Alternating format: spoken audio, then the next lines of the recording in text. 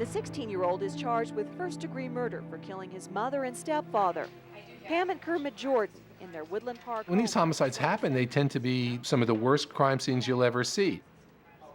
Now, the term heinous may go to what they're talking about, the nature of the kid, that the kid is a heinous person. I don't agree with that. These kids, by and large, are responding to typically horrific situations at home. They see no way out, and when they kill through a confluence of circumstances, that's supposed to be unexpected, but if you look at their lives, it unfortunately follows a tragedy that was waiting to happen. The 16-year-old boy spent the day stoically watching a parade of witnesses, but occasionally... Jacob's trial took place 2 years later in 1994. To evaluate the 16-year-old after he shot and killed his mother and stepfather. It was in the news every day. Nervously twitching a pen was in from the beginning on the killing of his own parents. The one witness who could shed light on Jacob's life at home was his older brother, Charles. There were many secrets in the house that we didn't tell people. I did my best as far as explaining to the court the type of environment that we were in, the pain that we were experiencing and being inflicted upon, even the sexual abuse. I broke my code of silence. And in front of the whole world to see, with the cameras rolling and everything. He would basically rape us. He would wait until we got home, oftentimes sneaking up behind me or Jacob, and throwing us into the bathroom, literally taking us by the shoulders and tossing us in the bathroom, and there he would hit us across the face and body and say, "Get on the toilet." And he would pull the ropes out from underneath the credenza. Have us get undressed, then tie us. He would start to masturbate. And after he was done, he would get dressed. And say, "You're so dirty. Go and take a shower." Always laughing. It was always, I mean, to say it was maniacal would be an understatement. Just laughing, chuckling, pleased with himself. Hind has never said, at least on record, that he was molested, but his brother testified that it happened to both boys. Problem is child abuse is the perfect crime. It's a perfect crime because parents who do it seal their own protection because they know the kids are typically A, not going to fight back, and B, typically not report. Because as bad as children get treated by their parents, that parent is still the caregiver. That parent still is the nourisher. And it's very difficult for the average human being to fight against that person, to rebel against that person. And that's why parricide is such a unique offense. Did your mother know? I think she did know in the back of her mind.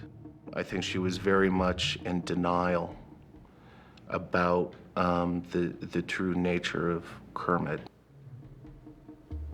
In a lot of cases of parricide, they'll be just as angry at the person who throws them to the wolves, so to speak. I mean, and even if the mother weren't doing anything, the kids will say, "Why didn't you protect us?" In Jacob's case, not only didn't she protect him, she was doing the same things to him, and it wasn't just sexual abuse. I mean, she treated him horrendously. Well, not only was she unhappy with her marriage, she was also unhappy with being pregnant with her second child. He was about 8, 9 months old, and we went in. She did not know I had followed her in there. And she just kind of grabbed Jacob, and she goes, "I just hate you. She goes, "I wish you had never been born," you know. I just felt Jacob was conceived to save the marriage, to repair it. And he became the representation of her broken dreams. And I think in many, many respects, she resented Jacob's entire existence. Growing up, Jacob began to cut himself. All my life, I've been a cutter. When things get hard, I cut on myself, and it makes me feel better. I get this huge ball of, I couldn't even name the emotion. I mean, it was just chaos inside, and cutting would be the only way to release it. No one paid attention. When your cries for help go unheard, there are no options. At that point, and I understand this is where Jacob was coming from. This was pure survival. Some of the evidence prosecutors brought out today included a baseboard, a door, and part of a wall. All are splattered with blood. There has to be some type of force impacting the blood, causing the blood. The extreme damage done to the child is reflected in the rage of the homicide.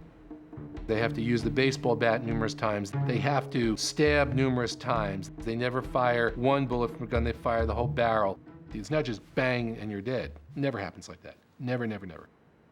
But is abuse a reason to commit murder? A question the jury must eventually answer. For years, I mean, when things get real bad, I'd be able to tell myself, okay, but they'll be gone soon. I'd say, oh, I don't have to put up with it much longer. I took sanctuary within that fantasy of it being over. And it's still almost half fantasy for me, all the way up till the point of the murders. I mean, even when, up until the first trigger was actually pulled, it was still, to me, half fantasy. All I wanted was something to end. I didn't really grasp the permanency of their deaths. Definitely didn't understand the gravity of what it means to kill somebody. I mean, I didn't think that they would feel pain. I didn't think that anybody else would be affected. And now when I think back and I realize the amount of pain, it's like, oh my God. I mean, I remember I was sitting in a police station. I mean, this is how out of touch of reality I was. I had a small amount of marijuana, like 1/8 of an ounce in my bedroom. And I'm telling my brother, you gotta get the marijuana or else I'm in trouble. I'm arrested for first-degree murder, and I don't think I'm in trouble. I'm telling my brother to get my homework from school and get my absence excused. I didn't know what they were going to do with me, but I sure didn't think I was in trouble. I had no concept at all of what was going on. Whatever happened in that house has been exaggerated. It has been exaggerated for one purpose: to get this defendant off as an excuse to kill. And there should be no excuse for killing. So the trial was agonizing and it was painful. And I certainly didn't feel as though human dignity was ever served, or let alone justice.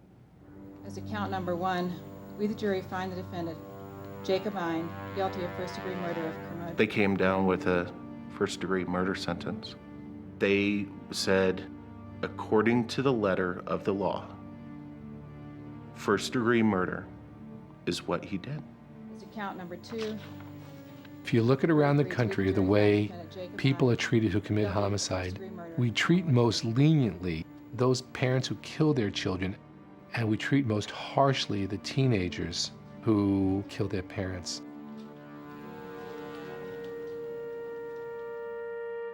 Even the judge at sentencing said, my hands are tied, I have no choice.